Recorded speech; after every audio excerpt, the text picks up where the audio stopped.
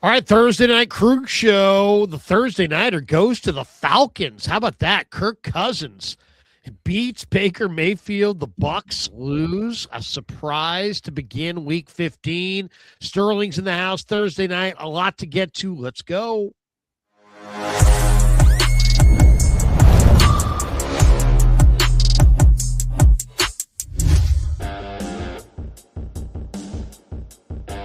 Off and running on the Krug show on a Thursday. Sterling Bennett is with us. Tampa loses at home to the Falcons. Falcons roll to 5-9. Tampa falls to 7-7. Wow. Tampa in the old throwback unis reminds us when they were bad, and they were bad tonight. We'll talk about that. Of course, we're brought to you by Pig and a Pickle. The best barbecue in all of Northern California is Pig and a Pickle. Check them out. They're in Emeryville. They're in Corte Madera. They're open 7 days a week from 11 a.m. till 8 p.m. or until they run out. And they do run out, so get there early. Get some brisket chili. Tell them Krug sent you. We're also brought to you by Sharp Corners, Sports Cards and Collectibles. They're at 205 Cypress Avenue in Pacific Grove, California, on the Monterey Peninsula. The great Anthony Catania is at 831-521-5264. All right, we're off and running. What'd you think of the Thursday nighter? Kirk Cousins, it seems like in some of these primetime games, has a tendency to step up. He played one of the greatest games I've ever seen him play against the Niners a couple years ago in Minnesota for the Vikings. What did you think of the win tonight? Atlanta on the road. They've looked like absolute dead for about a month. And in this game, they beat Tampa, and Tampa looks like they're kind of running out of gas here. Yeah, the Falcons are kind of playing for their, I guess you can say, to make the Rams' first-round draft pick not be as good next year as it currently stands. And Raheem Morris is probably coaching for his job right now. And so to go out there on the road and take out the Buccaneers, who I think have lost 6 of their last 8 games. They seem like they're running out of steam late in the year. They're getting healthy, but just don't seem to be the exact same team they were to begin this season. And it makes the NFC South a big question mark. The Panthers are now in first place in that division. I don't know about you, Larry, but I'm eyeing that 5th seed, saying that may be the route if San Francisco needs to go to the Super Bowl to take, because you go through Carolina, maybe somebody else better than you gets taken out by somebody else as well. And the road to Levi Stadium looks a little bit easier with the 5th seed compared to the 6th or 7th seed right now. Well, first of all, let me just say this. I think Atlanta, they're not going anywhere this year. They're 5-9. Penix, question mark about Penix, but they're doing a nice job personnel-wise. Xavier Watts, nice pickup. Great draft. Kobe Bryant, they got him after the draft. That's a nice little pickup. They had 5 sacks tonight. Jalen Walker is a nice player. Aurora. They got some guys. They got some guys on both sides of the ball. I don't know if they have the right quarterback yet.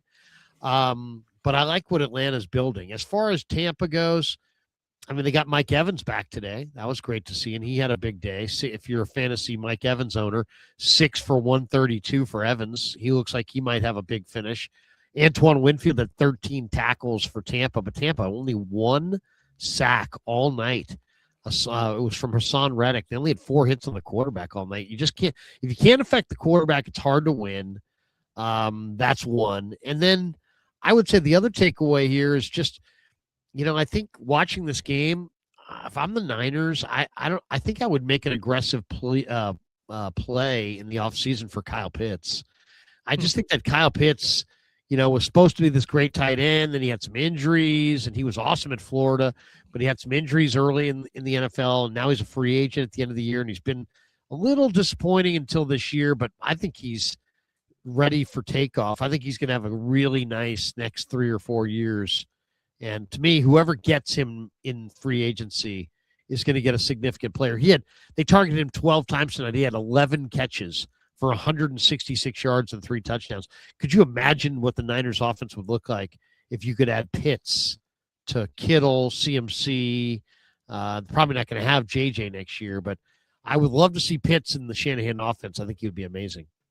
Yeah, it's basically swapping out Juwan Jennings for Kyle Pitts, who is more explosive, a better athlete, maybe isn't the blocker that Juwan is, but Kyle, I think Sean McVay said in 2021 that he was scared, although San Francisco drafted Trey Lance at 3. He was scared they were going to take Kyle Pitts.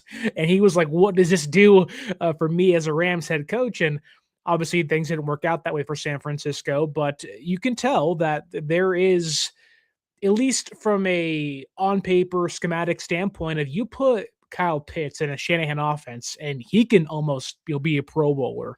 He has the build, he has the speed, he has the height, and I don't know if he has to be a tight end. Like, just make him your big slot guy and toss him out there with your 3 receiver sets, Pearsall, Pitts, and whoever else you get next year. It's like, why not? Like, the more the merrier. And if you're going to lose Ayuk and Jennings, let's have some fun, get more explosive. Purdy wants to push the ball downfield. Kyle Pitts and Purdy may be really good next year if things come together. Well, I mean, as we're sitting here right now at 9:00 Pacific on Thursday, December the 11th, Detroit and Tampa and Dallas, arguably 3 of the, I think probably the better teams that the Niners could play in the playoffs, are all out of the playoffs.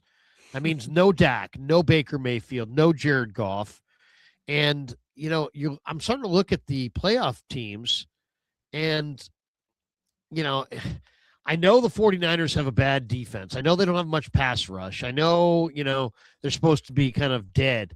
But Chicago, Seattle, Carolina, Philly, Green Bay. Now the Rams are the Rams, and I won't put them in that group.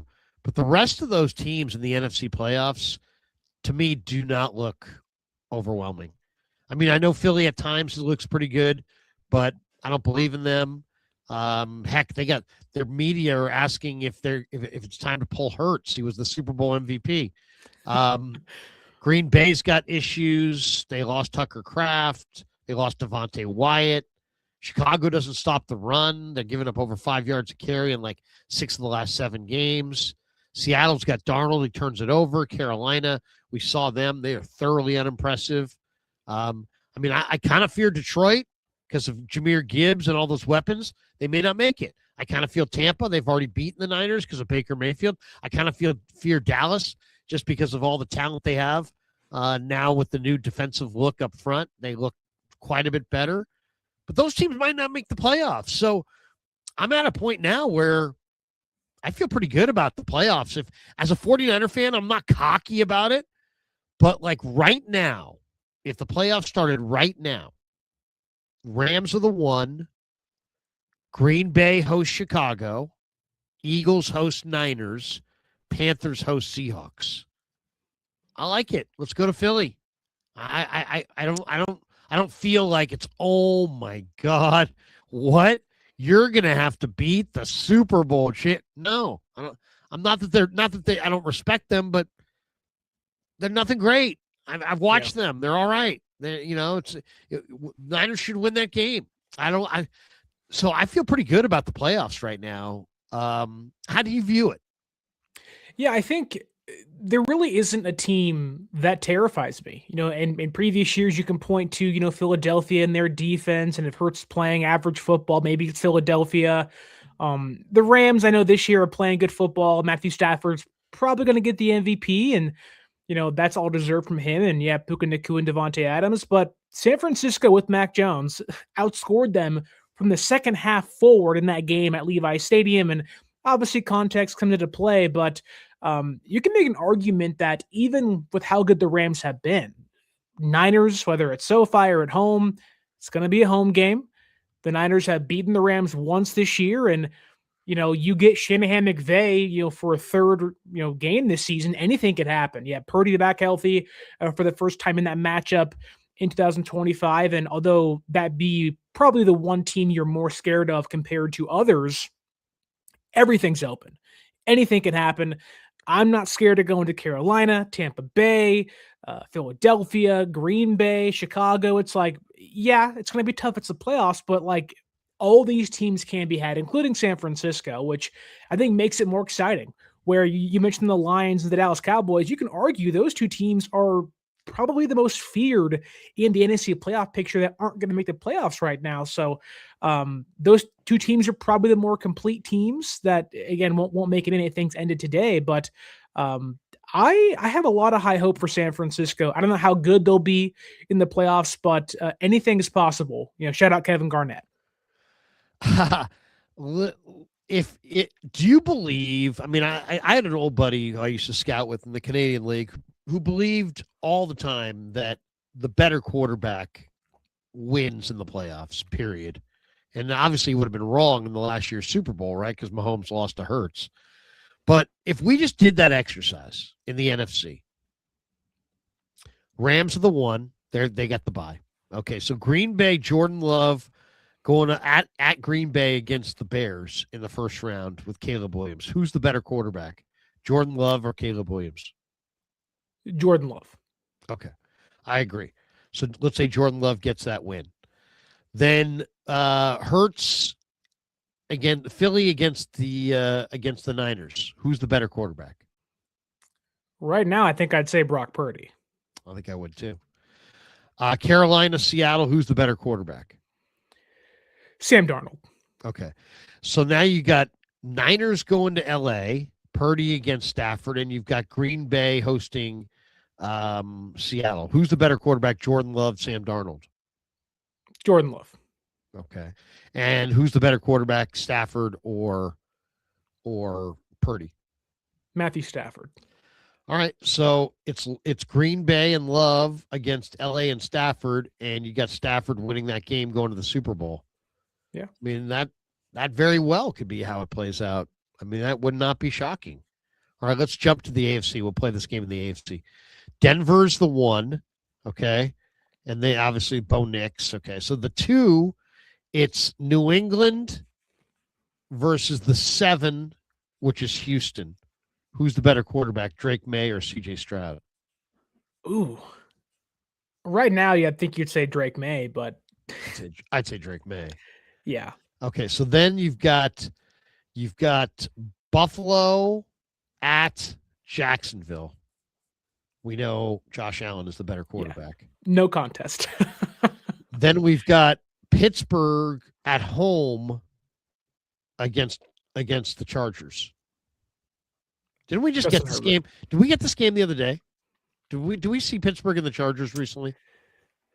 I feel like we did. I'm pretty sure. Yeah. Pretty sure we did. Like 2 weeks ago, 3 weeks ago? Yeah, we got that one. And Chargers beat Pittsburgh. Yeah, we got that 25-10. 25-10. Okay. I thought I couldn't remember. I remember just seeing that. Okay, so now you've got Pittsburgh Chargers. Who's the better quarterback, Rodgers or Herbert? Herbert. Yeah, at this point, Herbert. Yeah. Okay, so that means the lowest remaining seed is Buffalo. So you've got Buffalo at New England. Who's the better quarterback? Josh Allen, right? Yeah. And then you've got Chargers. Chargers against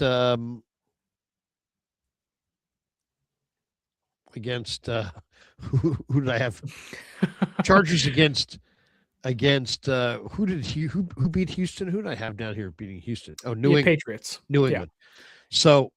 So it's Chargers. It would be Chargers, Denver, right? Would be in the other AFC. Who's better between Herbert and Nix? Herbert's better than Bo Nix. Probably Herbert. Then you'd have Josh Allen and Herbert, Buffalo and Chargers. What do you got? So you got Josh Allen. Josh Allen, yeah. And then you got Josh Allen versus Stafford. And who's the better quarterback? And I mean, that one you could argue that Josh Allen is the better quarterback, maybe in all of our opinions, like his whole career. But right now, I would say Stafford is playing better than Josh Allen. So Stafford's the better quarterback. And, maybe it's Rams over Buffalo in the Super Bowl. I mean, I'm just saying, if you did that exercise, who's the better quarterback? You see how it pretty much goes. I mean, there might be, Buffalo could get beat. So Josh Allen, who knows? Josh Allen maybe gets beat. I think New England might be able to beat Josh Allen in Buffalo. I think New England's team, I think, is better than Buffalo's team. Yeah. And I think Denver's team is probably better than the Chargers team. But it is interesting if you just look at it that way. And if you just laid it out that way, it's Buffalo against the Rams, with the Rams likely winning it all. And if you painted that scenario, I don't think that's a crazy scenario at all. I mean, I think that, and that's just by saying up who's the better quarterback across the board. But you know what's crazy about that is if you hyper focus back on the NFC, there's an argument to be made when you mix in current play, playoff history, that Brock Purdy might be the second best quarterback amongst that group. No doubt. And like, they may lose in the first round. Who knows? Anything can happen. But like, I was kind of going through the rankings in my own head and, on my own channel, it was like, wow, like the Niners may have the second best quarterback in the conference right now, going into the playoffs against Carolina, against Philadelphia, Green Bay, Chicago, LA. It's like they have a legitimate chance against all these teams to win simply because they have Brock Purdy back playing quarterback, which he's playing great game against the Browns a couple weeks ago, and hopefully against Tennessee on Sunday, which should be a big barn burner for them offensively. At least I hope so. It's just Brock Purdy makes this offense different, and he makes them more feared across the NFL. And I think if you walked onto any field against any team, you like your chances with Brock Purdy playing quarterback, which is crazy to say, knowing the injuries he's had this year and how bad San Francisco's defense can be at times. But I have the utmost confidence that if the score is 0-0 when the game starts, San Francisco can be leading when it's over with too, because Brock Purdy's playing quarterback. He's playing at a really high level. Now, it's funny. I thought his last game against the Browns, all things considered, the weather, he struggled in weather, the wind. We know how hard it is to play quarterback in wind. The wide nine defense that Schwartz has. Obviously, the scald that Myles Garrett was on coming in. When you put all those factors together, I kind of thought that was one of Purdy's best games. Now, Shanahan didn't agree when I asked him about it. But, it's funny. We talked to Kubiak today, and I was looking for some insight into what he thought of Purdy's performance. And I think Jennifer Leachan asked him, hey, was that part of the plan? Brock threw it away 7 times. Was that part of the plan to throw it away? And he said, well, not necessarily specifically to throw it away, but we did make the point over and over and over that we can't hold the ball. We can't have a second, third, fourth hitch against this D-line in this game. The ball's got to come out. We either got to make a play or we got to throw it away. We can't sit there and hold it, and take sacks. Now, I know it was just a one game, but when you watch the way Brock Purdy plays, it's like if he just, any element that you can introduce that helps him take better care of the football, I think is in the team's best interest, his best interest, and makes him a much better football player. I look at Brock Purdy no different than I look at Stafford. Stafford's been doing what Stafford's doing this year his whole career. Well, what's the difference then? Well, the difference is the turnovers. He always used to throw for 300 yards, but he'd fumble twice and throw 2 picks. Now he's not turning it over. He's throwing the ball into the ground. He's not putting it up for grabs. He's not throwing picks. And he still has the ability to throw for 400 yards, and now he's eliminating the picks. So I kind of see the same thing with Purdy, that like if you can eliminate and eradicate the huge negative play, which is a turnover in an NFL game, from Brock Purdy's game, how many games have we seen? Let's be honest here. I mean, I could almost go back and look at it. Now, granted, interceptions are part of how you lose, right? You get pressure in your face, and all of a sudden you're turning it over. But let's just go back and just say for a second, how many games can you remember Brock Purdy losing where he just lost? He didn't turn it over. He didn't fumble it. He didn't throw picks. He just lost. Not very many. I mean, I don't know what that number is because I haven't done that work, but I will after the show. But my sense of it Sterling, is that it's not very many. Like most of the time when Brock Purdy's lost, he's had mass turnovers. He turned it over 3 picks or whatever, a couple fumble. I don't remember him losing that many games. First of all, he hasn't lost a lot of games, period. Yeah. But I don't think he's lost that many games where he hasn't turned it over. So if you could just get him to throw the ball away like he did last week in Cleveland, Sterling, I actually think it could unlock a lot of success in Brock Purdy because he's trying to make a play. He's trying to make a play, and he'll turn it over. But, man, if he's got that mindset of like, hey, if it's not there, throw it away, now it just comes down to, can you beat Brock Purdy when he's not turning it over? And he's a tough son of a gun to beat if he doesn't turn it over. Yeah, I've used the analogy of the gunslinger, right? We all want Brock to push the ball downfield, be a playmaker, use his legs, just be kind of fearless in the pocket and making his throws. And Brock is that. However, sometimes he puts his foot in the bucket and he makes a few mistakes, like against the Panthers and against Jacksonville earlier in the season. But I wish Brock would almost transition from a gunslinger to kind of a sniper, where it's like, hey, you can take a shot. We are open for you taking a shot, but be more selective in when you take those chances. Don't do it on 2nd and 2 on the opponent's 34-yard line. You're in field goal range. You don't want to risk not scoring some points, or don't do it back against your own end zone. And so I think we saw the Browns game, especially, that was Purdy's best game of the season by far, because there was a selective and calculated risk-taking, but also playing smart, being safe with the football, no fumbles, no picks, living to fight for the next down. And going back to what you said about, when's the last time Purdy's lost a game? The last time I'm sure was last year at some point, maybe against the Rams or whatever. But you go back to 2023, their 3-game losing streak was because they were turning the ball over consistently, right? And there were some missed field goals in there too. But, you can really point to all of Purdy's losses, or many of them, simply being because turnovers. And if you can dwindle those, like you're saying, and you go into a playoff series against somebody, or you have the Rams or whatnot, you have 3 good teams coming up, the Colts, the Bears, and Seattle, like week 18 could be for the division, could be for the number 1 seed. And you're at home, and I mean, man, like if Purdy can, decrease his number of his turnover where he plays or whatnot, San Francisco, I think, has the dogs to beat anybody. And if you're Purdy, it's like, I know I can do this. I've been to a Super Bowl. I've won games in the biggest, brightest lights. I helped bring us back in the NFC Championship game where I didn't play good in the first half. And then I used my legs, made a couple big throws in that second half, and we won. So it's like, you want Brock to have the utmost confidence, but also it's like, dial it back a little bit if you can, and be more selective in your shot taking, if you will. Nobody likes a heat check. That's when you get in trouble.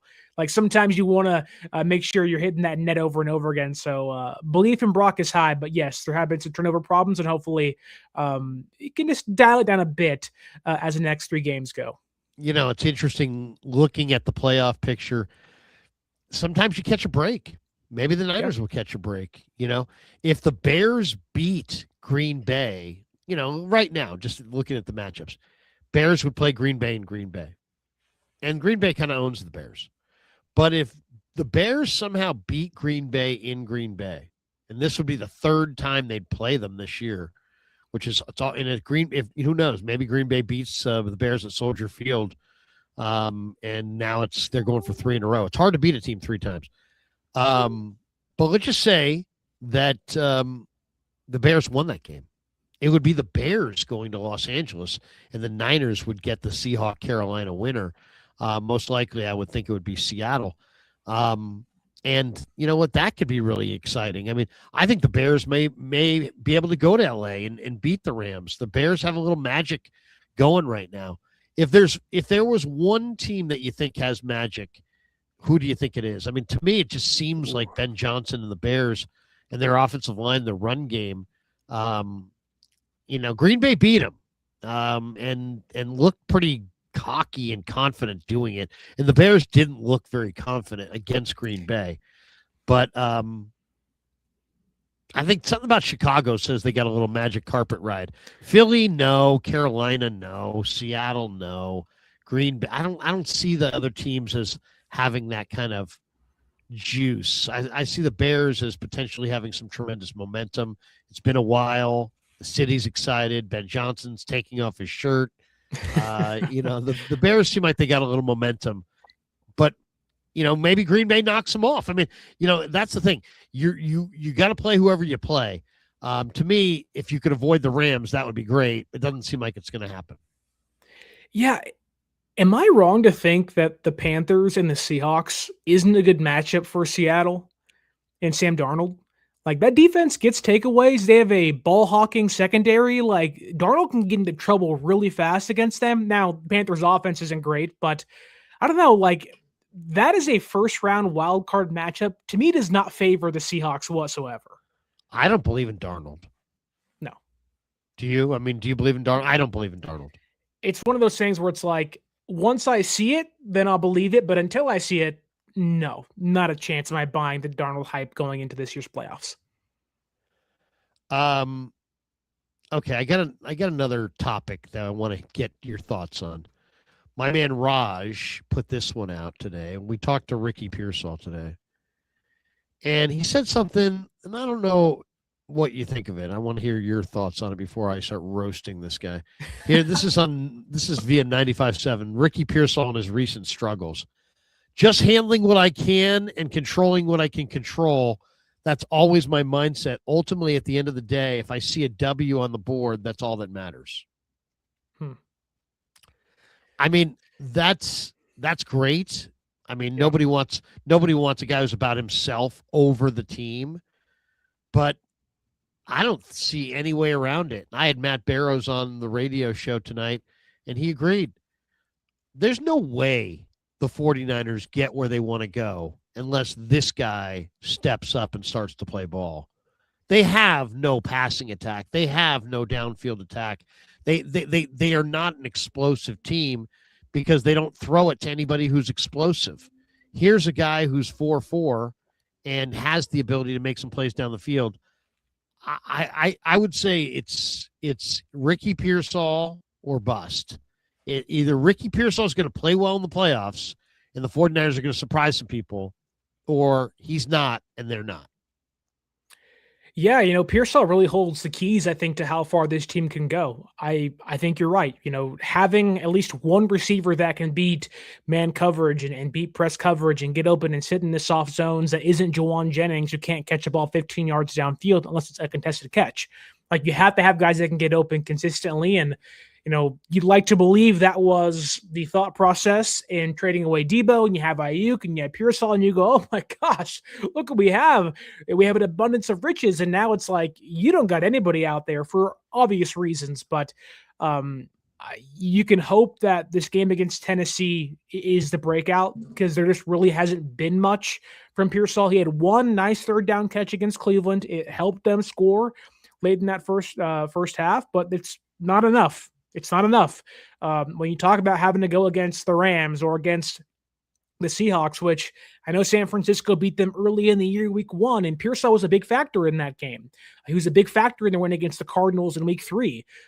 They need him to come alive, get hot, or at least start contributing more as the year goes on. You have tough games ahead of you against Chicago, against the Colts, against Seattle. Like, you can't afford to go through the last month of the season and the playoffs having Demarcus Robinson do end arounds and catch no passes a game, and Juwan Jennings, who's been great the last couple weeks or so. He can't be your number one receiver. I mean, this team missed the playoffs last year for a lot of reasons, but because Juwan Jennings was their number one wide receiver and nobody else can get open. And so you love Kittle, you love Christian McCaffrey, but man, like, Pearsall, like, you don't want to say it's all on his shoulders, because it's not, but realistically speaking, like, he is a major factor in how far San Francisco can go. And you love guys not being selfish, but to a certain extent, it's like, be a wide receiver, be a little selfish, say, I want the ball, like, put the ball in my hands. I can help us win some games. And maybe that changes on Sunday against Tennessee. But if San Francisco, like you said, Larry, want a chance to go all the way this year, Pearsall has to be more involved in the offense. Because if he's not, good luck against the Rams or anybody else in the playoffs. I asked Kubiak today. You should have seen the look on his face. It was classic.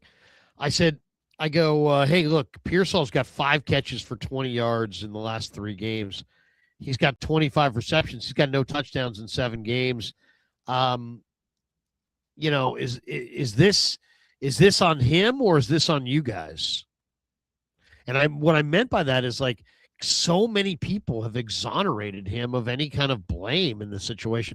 Ricky's really doing great, and he couldn't be better, and nobody runs better routes, nobody's got better hands, nobody's more of an impact. I mean, he's the greatest receiver of all time when they talk about him, except there's no touchdowns, and he's averaging about 3 receptions a game, and he's making very little impact.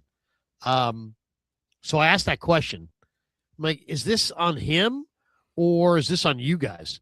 And when I did that, the look on his face, eyes open up. Uh-oh. It's not me. Don't blame me. As soon as it's like Ricky's not to blame as soon as it's like Ricky or you, then all of a sudden, well, maybe Ricky is to blame. Yeah. I thought that was really interesting. And he's like, Ricky's not doing anything wrong. It's just receiver luck and the ball's not finding him. It's amazing how lucky Jerry Rice was. He was just the luckiest guy. It was amazing luck. The ball just always found Jerry. I don't know how he did that all those years. Just like walking around with a 4-leaf clover in his back pocket. He was just such a lucky guy. Or maybe it's not luck. Maybe it has something to do with talent. I don't know. But when I asked him that question, he didn't say, hey, we're not getting it to him. But he didn't say, he said Ricky's doing well, but Ricky's not doing anything. So, I feel like it's like I'm talking to like a teacher who's going to get fired, totally shit canned if her class doesn't reach, the next levels. Jimmy's doing really, really well. Really, Jimmy got like a 7 percentile in the SAT. Jimmy's a hell of a student. Really, Jimmy can't write his name. Jimmy, I feel really confident in Jimmy's future. Really, Jimmy's going to be, working with his hands. I mean, it's after a while, it's like, why we even bother talking? It's like, talk's cheap, man. I want to see it. There's no such thing. There's no such thing as the awesome DN that doesn't sack the quarterback. There's no such thing as the awesome talk show host in sports radio that gets shitty ratings.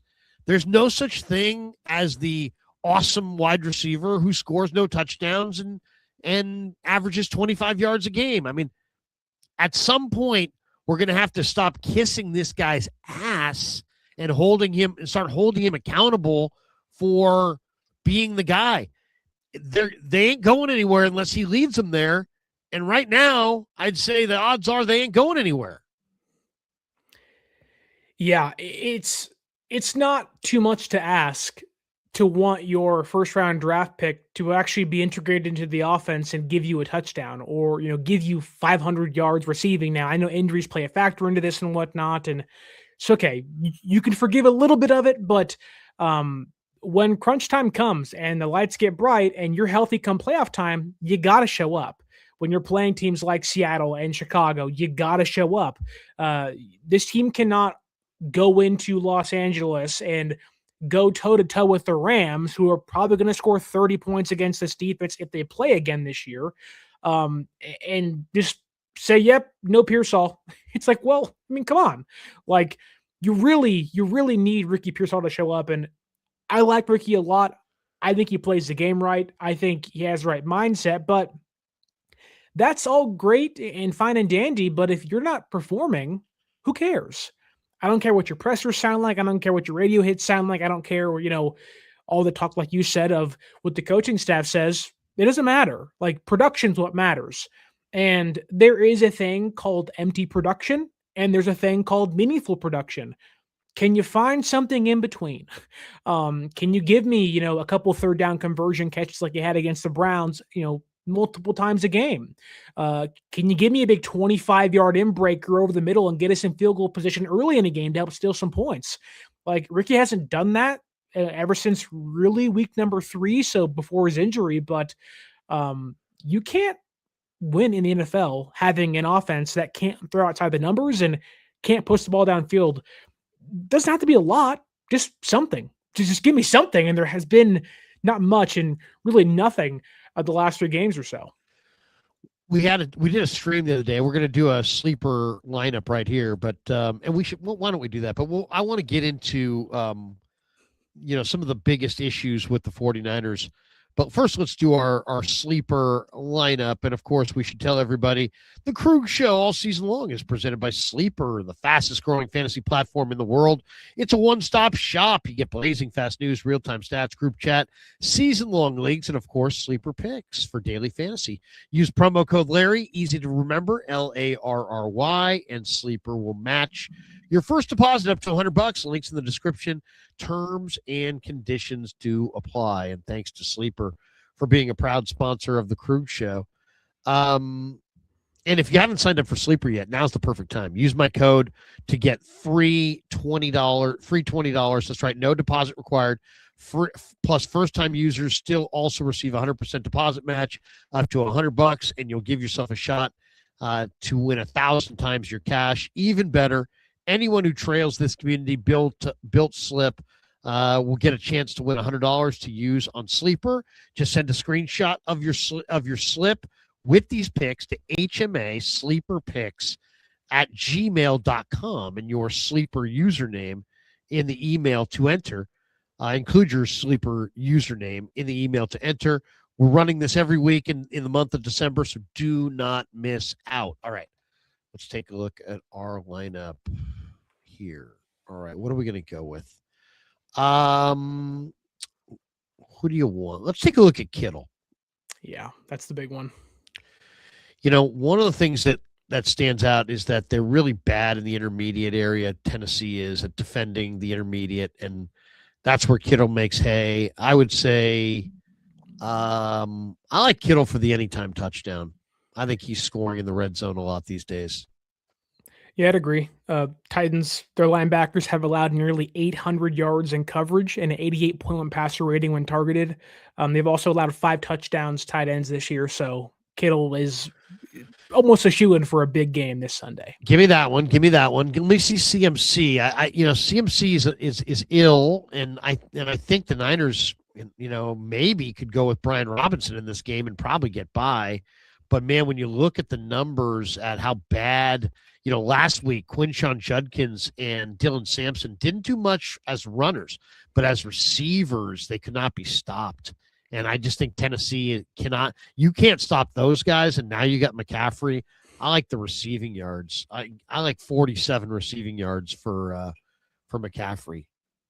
It sounds about right. It's a little higher than I want. I'd rather that be like 38 and go with 39, but I'll go with 47. Yeah, the Titans, while their rushing defense has really improved, it's jumped from 18th to 5th the last 3 weeks. You're just not going to get the ball out of Christian McCaffrey's hands. You're just not. He's going to get 15 touches, 20 touches, and a lot of those may be like, I would not be shocked to watch Brock Purdy drop back 35 times in this game and CMC gets 15 catches. Like, it just feels like that kind of day for them, knowing how bad Tennessee's secondary is. But yeah, CMC for the win, as always. And it may be him dropping back to pass and throwing it to CMC. It could be that. But do you have one that you want to pick here before we go into the chat and see if they can give us a pick?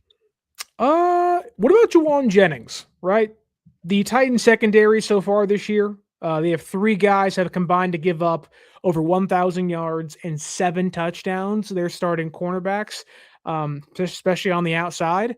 Juwan's a big dude. He has a touchdown streak happening right now. It's off the bye week. I would not be shocked to see it anytime Juwan Jennings touchdown take place. I think he has 4 touchdowns in his last 5 games, something like that. Okay.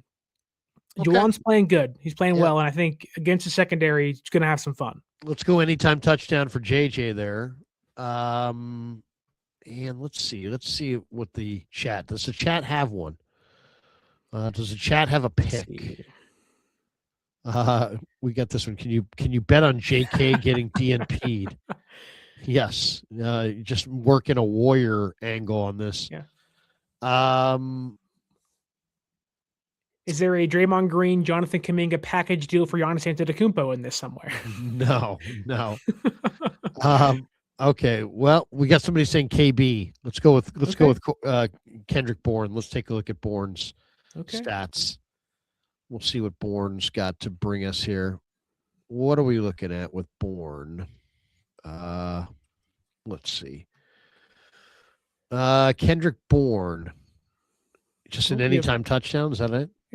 We have a pick for Purdy as well. Okay, let's go Purdy. We'll go Purdy. Brock Purdy. Let's see what Brock Purdy's got on there. I could see Purdy throwing a pick this game. He's going to get overzealous at some point, take a shot downfield, may pay off, may not. I could see it. Is there an anytime pick there? Is that? Oh yeah, there it is. There it is. Yeah, let's go more. Okay, we'll go more on the interception, on the half interception for Brock. All right, maybe one more. We'll do one more here. Do we dare bet on Pearsall? Look at this. Chris says Pearsall touchdown. Chris is living right. All right. Well, this better pay off fat. That's all I'm gonna say. It's better pay off big, because we're really now going long shots. I'd rather go Eddie Pinheiro with 5 field goals than Pearsall with a touchdown. But here we go. We'll go Pearsall with the touchdown. Do we have Pearsall with the touchdown? That's Pollard. Do they even have Pearsall? There he is. There's Pearsall. He's down the list a little bit. Okay. So we have an anytime touchdown for Pearsall. Okay. All right. Let's see what it looks like. We'll put it together. Put it all together. Cook it all up. Let's see what this is going to add up to. Better add up to some serious money. I'm going to lose it. We need 2 more required. 2+ required. We have to pick a Titan, maybe. Okay, let's give us one more. Give us Cam Ward. Do we dare go with Cam Ward throwing a pick? The Niners just never get picks. Honestly, I think I'd bank on Tony Pollard's yards. San Francisco's run defense kind of shoddy. All right, let's go Tony Pollard. Let's see Pollard's yards. What do you think that number's going to be? Ooh, man. 65? Let's see. That's Cam Ward. Let's look at Tony Pollard. We'll get off of Cam and go to Tony Pollard. And let's take a look at that. I know the Titans' rushing attack has jumped from 31st to 18th over the last 3 games because Pollard's been back. So okay, I said 65. Or no, that's rushing and receiving. It's 43. Yeah, that's good. I like that. Let's go more than 43.5 rushing yards for Tony Pollard. He's coming off of his career high. He's rolling. They're gonna, I think they're 2 of their top 3 receivers. 2 of them are rookies. I don't know if they really are going to be able to pass the ball on Renardo and Lenore. I would say no. So I think they're going to hand the ball to this guy. And if Judkins got, the Niners at the end of the game looked pretty good against the run, numbers wise, but Judkins had a number of runs for 7 yards on first down. It wasn't like they just totally shut down the run. And you've got some banged up linebackers. Yeah, I like that one. Let's go more than 43.5. All right, now let's take a look. Now let's see what we got. We'll put it all together. We'll go with Pollard more. So we got a 6-legger here. We got a 5-legger. It's this is going to be a big one. I think this is probably going to pay pretty good. All right, it's winding. Give it some time. Later that same day. It's like the buffering on Pearsall's sophomore season. Just won't never get off the ground. It's like, come on, Ricky. Seriously. Maybe we ask Ricky. Ricky, is the problem that you're just buffering too much? Yeah. Ricky, we've watched you and you appear to be lagging. All right. Well, we'll add it up here in just a second. See if Kev can do it in the back room. We need to add this up, and we'll see what we got. So we have Purdy, McCaffrey, Jennings, Pearsall, Sleeper's asleep. Kittle, Okay, wait. man, and Pollard. Oh, it's a big daddy. So we got CMC more than 46.5 receiving yards. CMC's got to have 47 receiving yards. Kittle's got to have a touchdown. Jennings has got to have a touchdown. Purdy's got to throw at least a pick. Pearsall's got to have a touchdown. So that means it's 3 passing touchdowns. And then Pollard has got to have 44 yards. I almost feel like we should take one out of there, but we'll just leave it. We'll just leave it. We'll give it a roll. $5 wins $442.40. And with that money, we will pay Ricky Pearsall's extension. His 5th-year option's on us at Sleeper. Don't worry. There you go. 5th, we'll get Parag on the line to pay the 5th-year option. All right, so there you go. And we should tell everybody once again, if you haven't signed up for Sleeper yet, now is the perfect time. Use my code to get the free $20. No deposit required. Plus, first-time users still also receive 100% deposit match up to $100, and you'll give yourself a shot at 1,000 times your cash. Even better, anyone who trails this community-built slip gets a chance to win $100 to use on Sleeper. Just send a screenshot of your slip with these picks to hmasleeperpicks@gmail.com and include your Sleeper username in the email to enter. We're running this every week in the month of December, so do not miss out. And thanks to Sleeper for being a proud sponsor of the Krug Show. All right, let's get into a couple angles on the game. I thought the Niners Nation had a good article out today, Jason Aponte, and he went through 3 angles on the game that I think are kind of interesting statistically. And the first one is, I don't know if you saw this article, but Cam Ward, even when Cam Ward's under center, the Titans lead the NFL in 3 wides, 11 personnel. They've got a 73.2% 11 personnel usage. So they take you out of your base and they make you play nickel or dime, and they've got a couple rookies, DK and A.M. Manor with Van Jefferson. And the Niners have faced 11 personnel groupings 62.7% of the time, 7th highest rate in the NFL. And Upton Stout is the guy who kind of gets Johnny on the spot. He's got to step up. Now, at times, teams have picked on him. The 49ers ranked 25th in defensive EPA against 11 personnel. So is that something to be concerned about? Are we going to see, the Titans roll out with 3 wides and the 49ers struggle to match up, struggle to defend it? Yeah, it's obviously a possibility. I also think that Upton Stout's playing his best football in the last couple games or so. He's kind of found some confidence late in the season.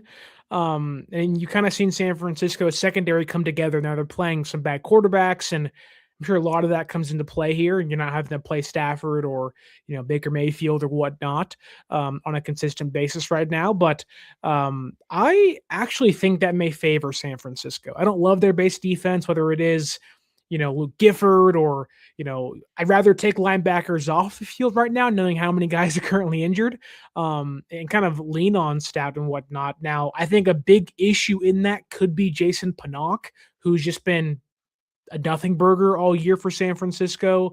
He's a fine enough run defender, but he's terrible in coverage. So if they choose that big nickel and it's Pinnock, then I think, it's a big concern for them. But if it is Stout, I have a lot more confidence in San Francisco secondary pulling this thing out.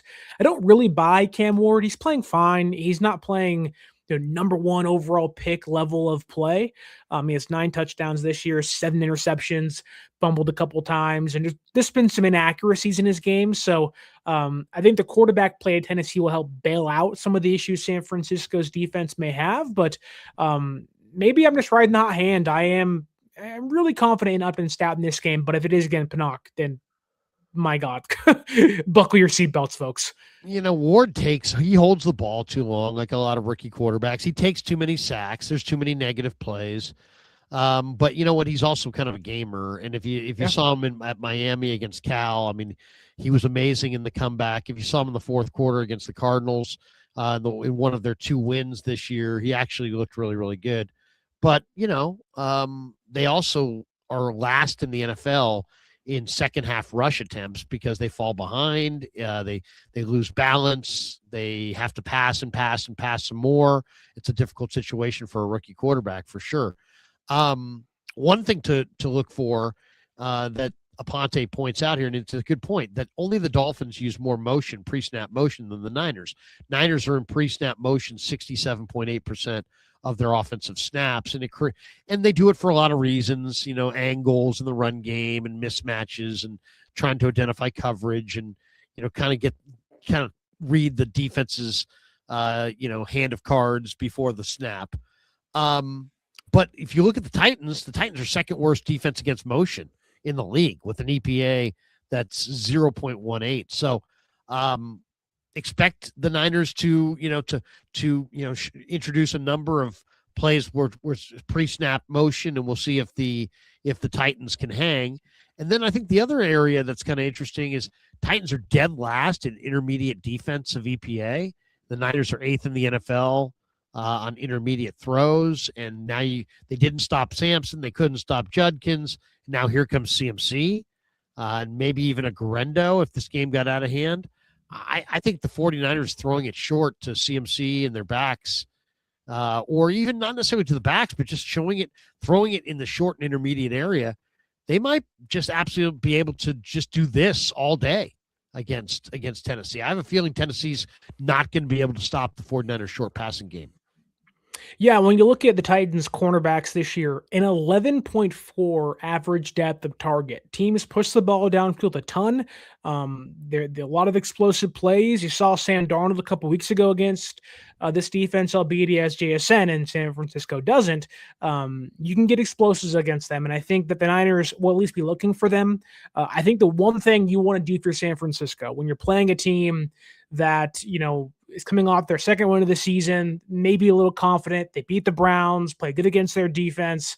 They're on the road now coming into your house, you're off your bye week. The one thing you really want to do is just grab that rug right from under them, smack them right in the face and say, get back to where you were. You're a 2-win team for a reason. And you want the Niners to walk out there and just kind of assert their dominance over the Titans defense, which can be had over and over and over again. And the pass rush really isn't a thing for them. It's Arden Key, who's a good depth guy. It's Sebastian Joseph Day. It's Jeffrey Simmons, who's having a great year. But when you have one guy, it makes it a heck of a lot easier to scheme against. And I just have this almost unwavering faith against or for San Francisco's offense against this Titans defense, who's just been abysmal all season long. Another topic that I wanted to hit that I think is an interesting topic is the whole Ayuk thing. They voided his year, is guaranteed money. We found out about that. And then Lynch and Shanahan kept doubling down on, well, we hope to have him back. And, things are, hopefully we'll have a positive ending. And well, Lynch stopped by this morning on KMBR and they said, hey, how about a Brandon Ayuk update? He's like, no update. No update. I think they're starting to realize that if they keep saying, hey, man, he could come back. I mean, they don't want to be like, he's out, he's gone, he's done, he's never coming back, because they don't want to do that, and they don't want to put that down. They don't want to put that out there. But they also, I think, are probably aware at this point that it sounds like there's two distinctly different camps when it comes to Ayuk inside the Niner walls if they keep saying, hey, man, he could be back, and it could be a positive outcome. So now they're kind of going with the, no update, nothing new to report. George Kittle was asked about Ayuk today at his locker, and this is what he said. At this point, it doesn't seem like he's coming back. I try my best not to even think about it because I love Brandon. He's one of my favorite teammates I've played with. We have a lot of moments together from his rookie year. Every year we played together. We have a ton of memories together. That's the Brandon I remember. And if I think about, I wish he'd be here and stuff like that, it kind of just makes me sad. So I just kind of push it to the side. I've got to admit, we've got to make do with what we've got in the locker room, and the guys that are here want to be here. I don't know what that relationship is like right now, and it is what it is. So I just got to focus on this team. I wish I could focus on that, but I just can't. Um, you know, it really makes you wonder, you know, that it doesn't. I mean, I have not thought that Ayuk is coming back for over a month now. I just don't think he's coming back. But I don't understand why they keep saying stuff like, man, it would be really nice if it all, they keep painting a picture of him playing again for the Niners, and it just doesn't seem like that's going to happen at all. Give me your read on this situation. Is he ever going to play again? Are they going to release him? Are they going to trade him? What's the end game here? There's a lot of smoke coming out that he wants to be a Commander. Be careful what you wish for is what I would say to that. But, I could definitely see that happening. What's your read on Ayuk? Do you agree with Kittle when he says it doesn't seem like he's coming back? I mean, yeah, if Brandon Ayuk, who from what the reports indicate didn't take his rehab seriously enough, he wasn't at the building when the Niners needed him at the building, he wasn't hitting his markers, he wasn't hitting the dates needed to be there, then to willingly let his guarantees get voided, essentially not playing for free, but risking, if you get hurt again or re-injure your knee, you don't have guarantees on your contract or much less of them. If you come back, you look like an idiot of like, yep, take my money. Yep, I'm done. Yep, I don't want to be here. Well, wait a minute. Now I want to come back. What? Like, you're risking your future. You're risking your longevity. It just, now I get it. There is a competitive nature in some guys, and seeing San Francisco, what could be 10-4 at the end of this weekend. Maybe that lights a fire under him saying, man, playoffs sound great right now. Biggest stage I can prove myself, then leave. But that's not going to happen. At least I don't think it is. I think you'd never see Brandon Ayuk ever again in a Niners jersey, whether he's in Washington or he's in Chicago, or I don't know where else he can go to, Kansas City. I don't know. I think it's over. I think the minute they avoided the guarantees, I think that was it. That was like the understood, okay, gotcha. Thanks for your time. Thanks for your effort. And we'll agree to shake hands and walk away once the season's over. Now, I do think San Francisco would like to trade him. Now, I don't think that's a possibility. I think teams don't want the contract. They rather you cut him. They get to pay him whatever they want to, and he can go wherever he wants to. But his trade value probably isn't high. The contract's too big. It'll shrink that trade value again on top of it. I just think that, and really quite frankly, we don't even know what the knee looks like. And that's also a big concern. Like if he came back and we saw him out there in the practice field and he looked healthy, but just, kind of threw a fit and didn't want to play, that's a different story. But you have a guy who doesn't want to be there, let his money go, didn't file a grievance. It's just, that doesn't give me any indication he'll be back. And honestly, like, I know Purdy and Kittle talked about, they don't want to get into the off the field stuff. It isn't their place. And I understand that, but it's like, you want that guy back in your locker room? This isn't a contract negotiation of like, yeah, get yours. This is, no, you chose not to be here. You chose not to come back. Now you want to rejoin things when we're going to the playoffs? No. Like, I wouldn't want him back. It's not a team player. Go sit out the season and goodbye. We wish you well, but goodbye. I don't think he's going to be the same player that he was when he left. I think they'd be better off feeding the ball to Jordan Watkins, who's got 4.3 speed and didn't tear all his ligaments. I'd be very surprised if Brandon Ayuk ever played for the Niners. I'd be very shocked. But if he's ever good again, I don't think he's going to be good again. All right. I'm going to share the screen on this.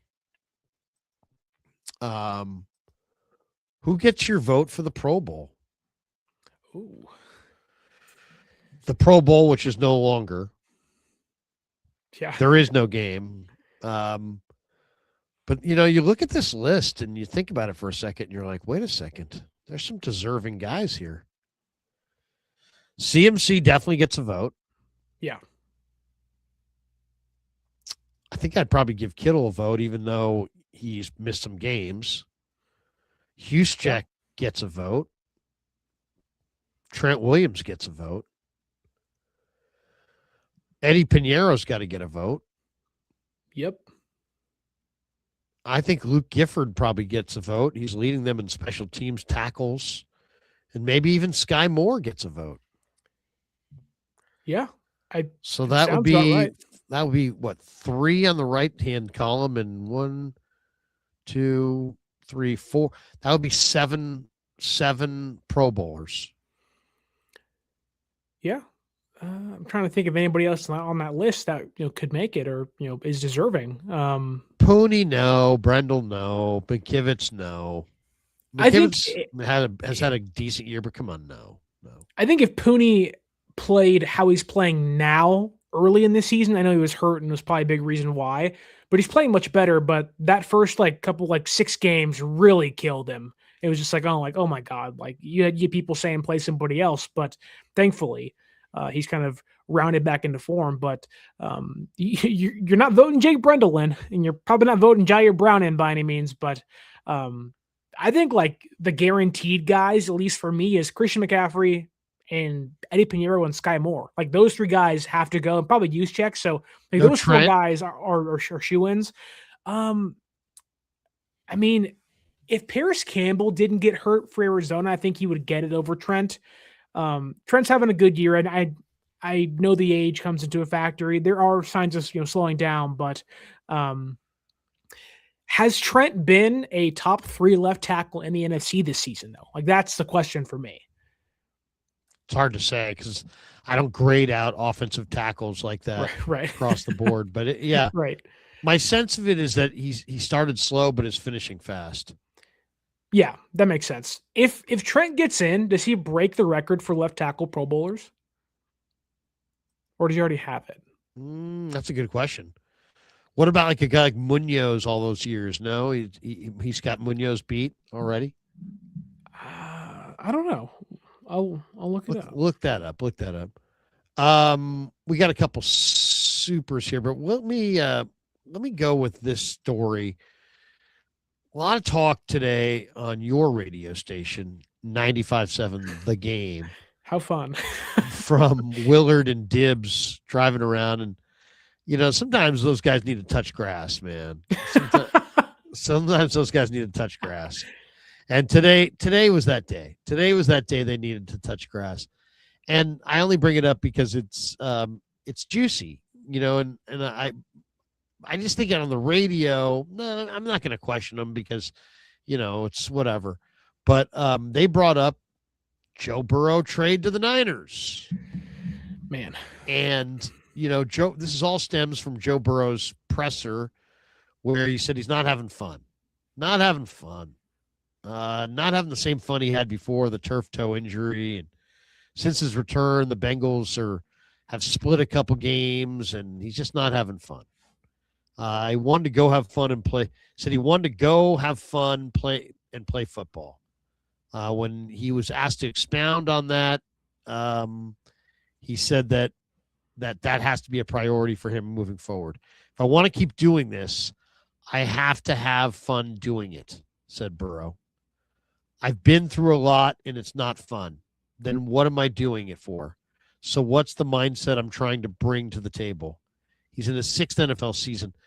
I've heard other people talking about this today saying, maybe he doesn't have a wife or girlfriend. Maybe he doesn't have, maybe he doesn't have kids and he doesn't have a family. Maybe he just needs a little bit more in his life than just the NFL.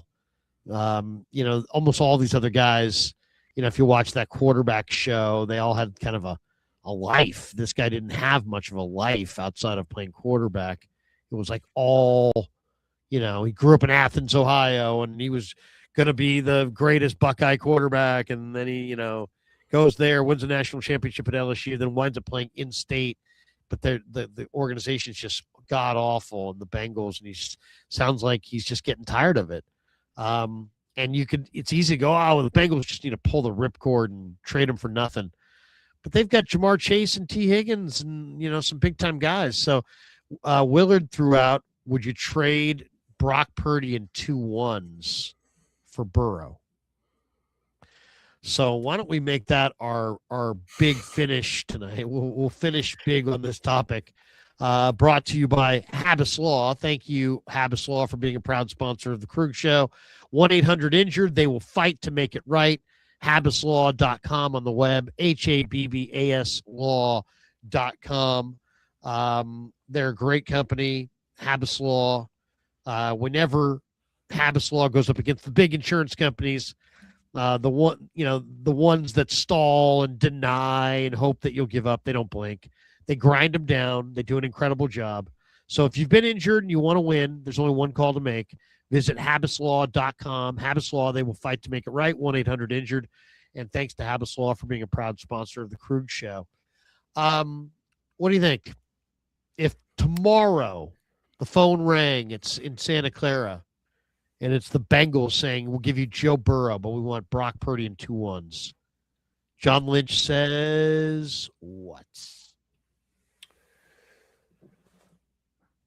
I mean, you got to say, at least from a quarterback, like just who's better. Like Burrow's a better quarterback than Brock Purdy is. Now, there's more in that. It's a big drama thing, though, because it's like, you're basically uprooting the leader in the room, you've gone to a Super Bowl with, that everybody knows and is comfortable with, and you're basically saying, we're just going to rip him out of the leadership role, and we're going to rip another guy out of another organization and just drop him into your locker room. It's a lot of volatility, and yes, you'd be getting the better quarterback, because I think everybody would admit that Joe Burrow is a better quarterback. I love Brock Purdy.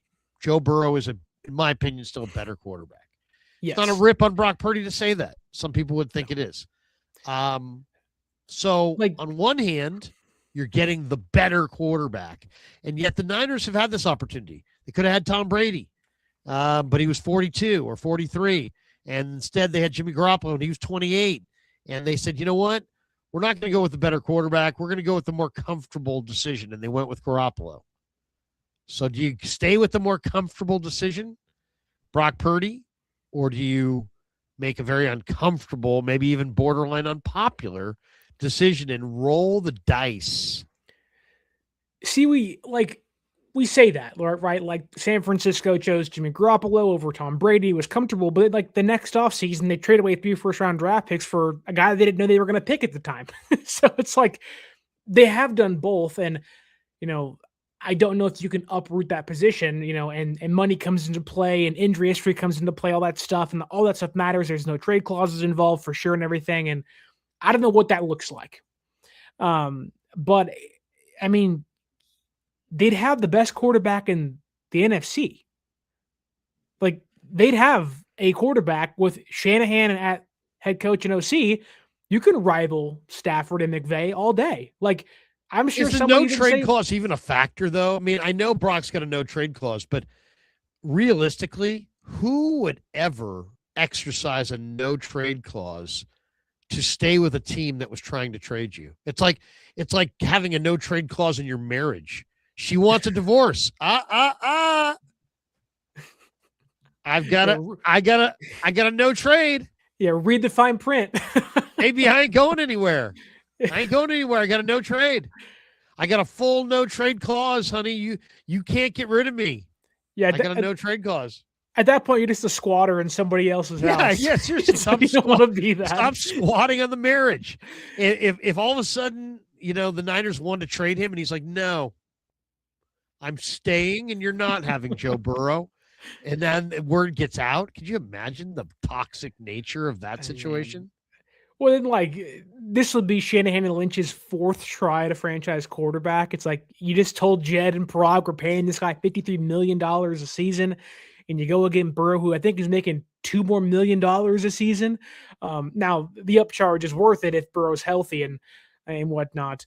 But also, there was on ESPN today talking about, would Joe Burrow retire and everything? And it's like, he sounds unhappy. He does, and I don't blame him. The Bengals are a mess. Trey Hendrickson's out for the rest of the season. I don't think he's going to re-sign. The Shamar Stewart pick is a disaster right now for a lot of reasons. The ownership is not good. The head coach shouldn't be there probably past the season. But if you're the Bengals, would you want Brock Purdy? I don't know. Like you might. Brock's a great guy and he's a good locker room dude. I think he could, walk into that situation and probably win you a lot of games. And he's been healthier than Burrow has been the last couple of seasons. But I mean, I don't even know if the Bengals would do that. Like, yeah, 2 first-round draft picks for a guy we can probably call the Jets and get 4 of them for. And the Jets are terrible, and they're going to be terrible even if Burrow's there. Like, I don't even know if the Jets would do that or the Bengals would do that. It's like, now. You would be getting a quarterback. You're getting a good quarterback coming back. Right.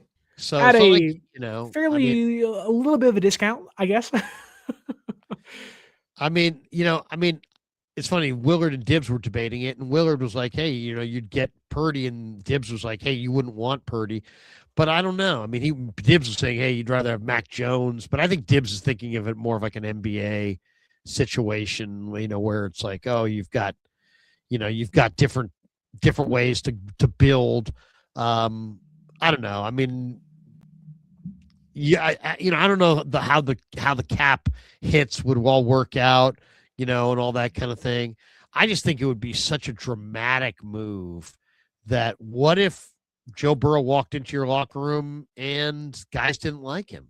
Then what? Yeah. What if you walked into your room and everybody's like, man, this guy's a fraud. This guy's a fake, or just what if they doesn't get along, or if the vibes have to be right. Chemistry is a tricky thing. It really is. It like winning can erase that, right? Like problems like Joe Burrow not having fun probably correlates to I was hurt and we're not winning games. Like you winning games again, that makes football fun. You being healthy again makes football fun. And I don't know if Cincinnati's a place where he can do either one of those things. And the offensive line's a mess, and so is the team. But really, like to take a much more realistic approach to this and talking about maybe a connection for Burrow in San Francisco, why not Robert Saleh joining the Bengals? Bad ownership, I get that, but the quarterback's in place, the receivers are in place. He can fix that defense. I believe that wholeheartedly. And he'd get guys to buy in, and he'd make football fun again for Joe Burrow instead of Zach Taylor, who doesn't know what he's doing. I heard today that the Raiders wanted Robert Saleh as their DC, and that maybe the Raiders will want Robert Saleh with Mac Jones in 26. That would be interesting. Yeah. Do you trade Geno at that point, and where? Who wants him? Back to the Jets? Yeah. All right. Well, we're going to call it quits, but I do have to get your thoughts on. We'll hit a couple of these supers. We got this one from Stefan. Would you take 2 seconds for Mac? Yes, I would. Yes. Thank you very much. That was very easy. Carson Taylor says, do you all think Saleh is too good for Michigan? I don't know if he wants to go coach in college. It's like a demotion. Yeah. Yeah. What do you think of what the Giants aren't doing in the winter meetings? Signing players, to put it bluntly. I know there's some talk about, them signing a pitcher and everything. I just think that you have to pick a lane. You can't ride a fence of we want to contend and we have an offense, but, we want to get Merrill Kelly and Tyler Molley.